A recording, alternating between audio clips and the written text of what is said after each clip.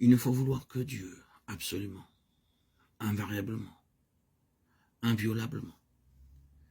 Mais les moyens de le servir, il ne les faut vouloir que doucement et faiblement, afin que, si on nous empêche de les utiliser, nous ne soyons pas grandement secoués. La mesure de la providence divine sur nous et la confiance que nous y avons. Ne prévenez point les accidents de cette vie par l'appréhension, mais prévenez-les par une parfaite espérance que, à mesure qu'ils arriveront, Dieu à qui vous êtes vous en délivrera. Il vous a gardé jusqu'à présent. Tenez-vous seulement bien en la main de sa providence, et il vous assistera en toute occasion. Et où vous ne pourrez pas marcher, il vous portera.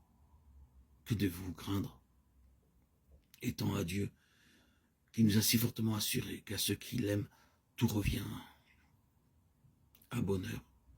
Ne pensez point à ce qui arrivera demain, car le même Père éternel qui a soin aujourd'hui de vous, en aura soin et demain et toujours. Ou il ne vous donnera point de mal, ou s'il vous en donne, il vous donnera un courage invincible pour le supporter. Demeurez en paix, ôtez de votre imagination ce qui peut vous troubler, et dites souvent à notre Seigneur, « Ô Dieu, vous êtes mon Dieu, et je me confierai en vous. Vous m'assisterez et serez mon refuge. Et je ne craindrai rien, car non seulement vous êtes avec moi, mais vous êtes en moi, et moi en vous. Que peut craindre l'enfant entre les bras d'un tel père? Soyez bien un enfant, et comme vous le savez, les enfants ne pensent pas à tant d'affaires. Ils en ont qui y pensent pour eux. Ils sont bien assez forts s'ils demeurent avec leur père. Faites donc bien ainsi, et vous serez en paix. Il faut traiter ces affaires avec soin, et sans empressement ni souci. Ne vous empressez point à la besogne, car toutes sortes d'empressements troublent la raison et le jugement, et nous empêchent même de faire bien la chose à laquelle nous nous empressons.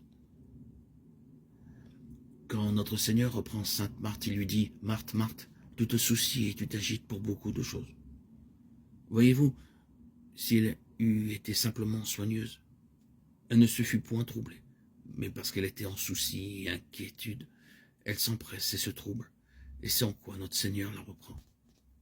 Jamais besogne faite avec impétuosité et empressement ne fut bien faite. Recevez donc les affaires qui vous arrivent en paix, et tâchez de les faire par ordre, l'une après l'autre. Il faut donc haïr nos défauts, mais d'une haine tranquille et paisible, non point d'une haine dépiteuse et troublée. Et si il faut avoir patience de les voir et en tirer le profit d'un saint abaissement de nous-mêmes, faute de cela, nos imperfections que nous voyons subtilement nous troublent encore plus subtilement et par ce moyen se maintiennent. Ni en rien qui conserve plus nos défauts que l'inquiétude et empressement de les ôter